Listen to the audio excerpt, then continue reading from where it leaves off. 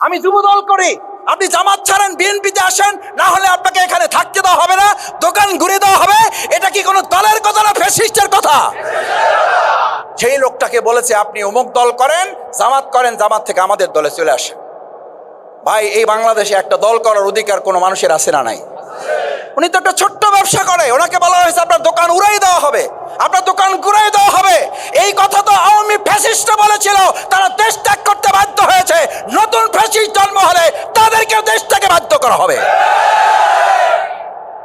আল্লাহর রাস্তে ফ্যাসিস্টদের রাস্তা কেউ ধরবেন না, অনুরোধ করে বলি। ফ্যাসিস্টদের রাস্তা ধরলে দেয়ালে পিঠ থেকে গেলে জনগণের উত্তাল তরঙ্গ মারায় এমন ঢেউ হবে, সেই ঢেউতে ভেসে যেতে বাধ্য হবেন। আমি বলে এসেছি, আপনার দলের চেয়ারপারসন, আপনার দলের ভারপ্রাপ্ত চেয়ারম্যান জনাব তারেক রহমান এই কথা আপনাদেরকে বলেছে, যারা এই সন্ত্রাসী করবে, যারা এই টেন্ডারবাজি করবে, যারা চাঁদাবাজি করবে, দলের পক্ষ থেকে তাদেরকে দড়ি দিয়ে প্রশাসনের কাছে হস্তান্তর করে আপনারা তারেক রহমানের নির্দেশ পালন করুন, পালন করুন। আর যদি এই নির্দেশ বাউফলে পালিত না হয়, তাহলে আমরা ধরে নেব আপনাদের নেতৃবৃন্দের কথার সাথে আপনাদের তৃণমূলের নেতাদের কাজের কোনো কথার কোনো মিল নাই। আমরা চাঁদা নিতে দেব না, শুধু না, চাঁদা দেওয়ার প্রয়োজন হয় এরকম পরিবেশে আমরা বাউফলে থাকতে দেব না। আলহামদুলিল্লাহ, ইতিমধ্যে আমাদেরকে চাঁদাবাজরা আমাদেরকে শত্রু টার্গেট করছে না, করে নাই? করছে। কয় যে মাসুদ ভাই আপনার সমর্থন কিন্তু কিছু কিছু জায়গায় কমতেছে। আমি বললাম কিছু কিছু জায়গায় কমবে। ভাই, পুলিশকে কোনোদিন চোর ভোট দেবে? পুলিশ যদি দাঁড়ায় আর চোরকে যদি ভোট চাওয়া হয় যে পুলিশকে ভোট দেন, পুলিশকে চোর ভোট দেবে কোনোদিন? বাংলাদেশ জামাত ইসলামী চাঁদাবাজির বিরুদ্ধে কথা বলবে, তাতে 5টা ভোট যদি কমে, তাতে কি জামাত ইসলামীর কোনো ক্ষতি হবে? আমাকে কেউ কেউ মেসেজ দেন, কয় মাসুদ ভাই চাঁদাবাজির বিরুদ্ধে এখন আপাতত ভোটের আগ পর্যন্ত কথা না বললে হয় না, দখলদারের বিরুদ্ধে আপাতত কথা না বললে হয় না। আচ্ছা, আজকে আপনাদেরকে জিজ্ঞেস করি ব্যবসায়ী ভাইদের, তাহলে কথা বলা আমরা বন্ধ করে দিলাম আপাতত? না, একটু বন্ধ করে দিই, কারণ আমাদের এমপি হওয়া লাগবে ভাই। ভাই, আমাদের এমপি হওয়া লাগবে একটু। ভাই, কি বলেন আপনি? কয় ভাই আপনাকে খুব পছন্দ করি, দল হিসাবে না ব্যক্তি হিসাবে আপনাকে খুব পছন্দ করি। একটু ভাই কথা যা বলেন আলহামদুলিল্লাহ খুবই ভালো লাগে, আমি শুনি না শুধু, আমার বউ শুদ্ধ শুনে, কিন্তু ওই যে একটু টুকটাক বলেন ওগুলো বোধহয় আপাতত একটু না বললে আপনার ভোটটা ঠিক থাকে। প্রিয় নবী মুহাম্মদুর রাসূলুল্লাহ সাল্লাল্লাহু আলাইহি সাল্লাম আল্লাহর দিন বিজয়ের কথা যতক্ষণ না বলেছেন, ততক্ষণ সবাই মিলে তাকে আলামিন উপাধি দিয়েছে। যতক্ষণ ইসলাম বিজয়ের কথা বলেছেন, তখন ওই লোকেরাই তাকে পাথর মেরেছে। তাতে কি রাসূল সাল্লাল্লাহু আলাইহি সাল্লামের ক্ষতি হয়েছে? তাতে কি ইসলাম বিজয়ের কাজ বন্ধ হয়েছে না বিজয় হয়েছে? বিজয় হবে বাউফলে না, গোটা বাংলাদেশে ইসলাম বিজয় হবে, ব্যবসায়ীদের সুরক্ষা হবে ইনশাআল্লাহ। আসুন সম্মানিত ব্যবসায়ী নেতৃবৃন্দ, ব্যবসায়ী ভাই বন্ধুগণ, আমাদের হিন্দু ভিন্ন ধর্মাবলম্বীরা আছেন, আমরা সবার প্রতি শ্রদ্ধা রেখে ইনশাআল্লাহ আমরা সবাই মিলে, আমরা কথা দিচ্ছি সবাই মিলে, আমি আবার বলছি, আমি এবং আমরা এই চেয়ারের কয়জন, আমরা সবাই সচেতন হলেই, আমরা সবাই মিলে জনমত গড়ে তুলতে পারলেই কেবল এই বাউফলের চেহারা আমরা পরিবর্তন করতে পারবো। কারণ আমি একটা কথা হাসতে হাসতে বলি, এই কথাটা কিন্তু বাস্তবতা আছে, সেটা বলি, আগামী দিনে বাউফলে কোনো ব্যক্তি এমপি হবে না, বাউফলে এমপি হবে 4.5 লক্ষ মানুষ। এই 4.5 লক্ষ মানুষ এমপি হওয়া মানে 4.5 লক্ষ মানুষকে এমপির দায়িত্ব নিতে হবে। 4.5 লক্ষ মানুষ যখন এমপির দায়িত্ব নেবে, কখন কোনো চোট বাটপার খুনি রাহাজানি সন্ত্রাসী এই বাউফলে জায়গা করে নিতে পারবে? কথায় কথায় ওসিকে ফোন করা, কথায় কথায় ডিসিকে ফোন করা, কথায় কথায় এসপিকে ফোন করা, এটা কোনো রাষ্ট্রের সমাধান না। রাষ্ট্রের সমস্যার সমাধান হচ্ছে আপনি যেখানে ব্যবসা করেন সেখানে জনমতটা এমনভাবে গড়ে তুলবেন, ওখানে চাঁদা চাওয়া তো দূরের কথা, চাঁদা চাওয়ার উচ্চারণ করার আগেই যেন সে ভয় অস্থির হয়ে যায়। আমরা একটা কথা এখন মাঝে মধ্যে বলি যে চাঁদা দেন, চাঁদা না এলে জীবন শেষ। পাথর দিয়ে মারা হয়েছে না? এই পাথর দিয়ে মারার নতুন ইতিহাস এটা পৃথিবীতে হয় না, এটা আরো আগে জাহিলি যুগে এটা ছিল। তো এই জাহিলি যুগের ঘটনা হঠাৎ এই মানুষের যুগে, শিক্ষিত সমাজের যুগে এটা ঘটছে কেন? তো চাঁদা না চাইলে আমরা বলি চাঁদা চান, নাহলে চাঁদা না দিলে জীবন শেষ। আর আমরা এখন উল্টাই বলতে চাই চাঁদা চাইলে জীবন শেষ। এটা ব্যবসায়ীদের আপনাদের বলতে হবে, এটা ওসি সিদ্ধান্ত নিলে, এটা একটা থানার ওসি, আমি ওসির পক্ষ হয়ে বলছি না, আমি ওসির দ্বারস্থ হতে চাই না, আমি ডিসির দ্বারস্থ হতে চাই না, আমি এসপির দ্বারস্থ হবে, কারণ আমি তো একজন নাগরিক, আমার সুরক্ষা দেওয়ার দায়িত্ব তাদের, আপনার সুরক্ষা দেওয়ার দায়িত্ব তাদের। কথায় কথায় তাদের কাছে গিয়ে ধর্ণা ধরতে হবে কেন? বরং আপনি এমন পরিবেশ তৈরি করেন সেখানে চাঁদার কোনো পরিবেশ পরিস্থিতিকেও তৈরি করার সাহস করতে পারবে না। প্রিয়নবী মুহাম্মদ রাসূলুল্লাহ সাল্লাল্লাহু আলাইহি ওয়াসাল্লাম এমন পরিবেশ তৈরি করতে পারছেন না, পারেন নাই? সেটা কি ইসলাম দিয়ে হয়েছে না মানুষের তৈরি করা মতবাদ দিয়ে হয়েছে? আমাদের জামাত ইসলামের কথা এইটুকু ভাই, মাসুদের হাত শক্তিশালী করে, ইসহাক সাহেবের হাত শক্তিশালী করে খুব লাভ হবে না। আমাদের হাত দুর্বলও নাই, শক্তিশালী আরও করার কায়দাও নাই।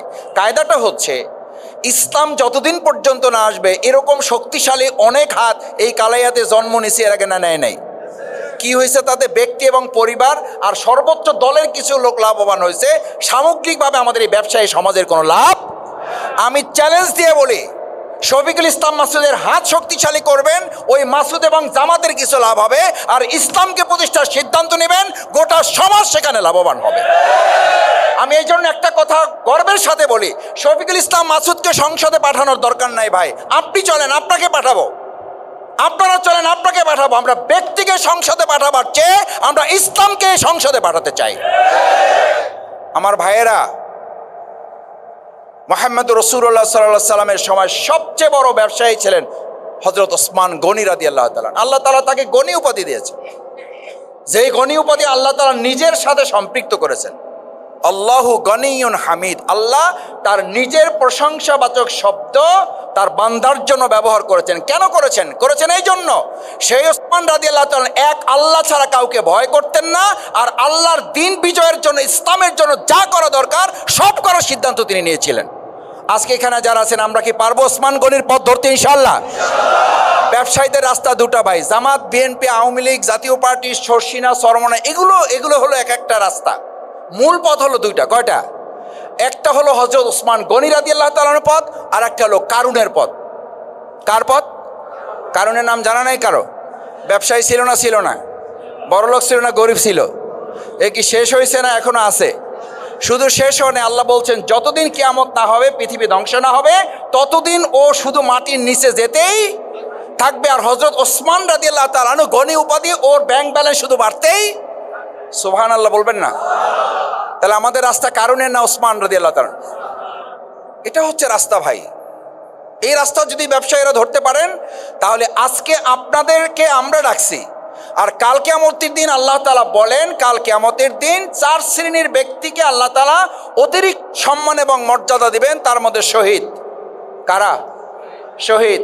তার মধ্যে সালেহিন, সত্যবাদী। তার মধ্যে সিদ্দিকিন।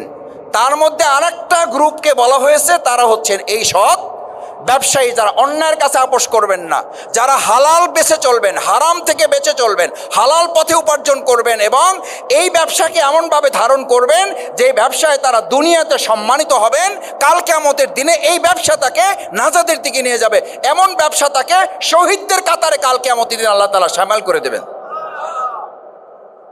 আমার সম্মানিত ব্যবসায়ী ভাইয়েরা, সুতরাং আজকে আমি প্রধান অতিথি, আজকে আর একজন সভাপতি, ওনার যা মর্যাদা, আমার যা মর্যাদা, আল্লাহ তাআলা প্রিয়নবী মুহাম্মদ রাসূলুল্লাহ সাল্লাল্লাহু আলাইহি সাল্লামের মাধ্যমে আপনার মর্যাদা তার চেয়ে কয়েক গুণ বৃদ্ধি করে দিয়েছে, আলহামদুলিল্লাহ। দ্বিতীয় কথা হচ্ছে, সালাতুল আসরের আজান হয়েছে, আমি কথা লম্বা করতে চাই না। ভাইয়েরা, আমাদের এই কালাইয়া বন্দর, বাউফলে আমাদের বেশ কয়েকটা উল্লেখযোগ্য বন্দর আছে। তার মধ্যে নদীপথের সাথে সম্পৃক্ত বেশ কয়েকটা, একটা এদিকে কালাইয়া, ওদিকে বগা, ওদিকে কালীশ্বরী সহ এরকম বেশ 2-3টা বাইরে, আর বাউফল প্রপার তো আছেই। তার মধ্যে বলা হয় আমাদের এশিয়া উপমহাদেশে, এশিয়া মহাদেশের এই অঞ্চলে, দক্ষিণ এশিয়ার বলা হয় কালাইয়া বহু দিন থেকে এটা একটা পুরাতন বন্দর হিসাবে এটা পরিচিতি পেয়ে আসছে। সেই অনুযায়ী আমরা কি আমাদের এই বাজারটাকে এখনকার আধুনিক কাঠামোতে দাঁড় করাইতে পারছি? এখনও তো মাছের বাজারে জোতা, একটা যে জোতা পাই দিয়ে যাবেন, ও জোতা পাই দিয়ে আর বাড়িতে পারবেন না। আমি যখন ক্লাস 9-এ পড়ি তখন আপনাদের এই মাছের বাজারে আসছি, যখন ক্লাস 8-এ পড়ি তখন আপনাদের কাপড়ের বাজারে আসছি। ওই সময় যা দেখে গেছি, আমার ক্লাস 7-এ পড়া অবস্থায় মাদ্রাসায় পড়তাম আমি, সেই সময় আমি আপনাদের কাছ থেকে এসে আমাদের বিভিন্ন সময় আপনাদের পরামর্শ, দোয়া, ভালোবাসা নিতাম। ওই সময় ছাত্র অবস্থায় আপনাদের সাথে আমি কথা বলে যেতাম। আমি তখন ছাত্র শিবিরের আমাদের মদনপুর আমার ইউনিয়নের সেক্রেটারি হিসেবে কাজ করতাম। ওই সময় ভাইদের সাথে আমি এখানে দাওয়াতি কাজ করার জন্য আসতাম। সেই সময় বাজারকে যে অবস্থায় দেখে গেছি, তার মানে এটা কত বছর বয়সে হবে? এটা হবে আমার, ধরেন আমি তখন 90 সালের কথা, তার মানে কত বছর?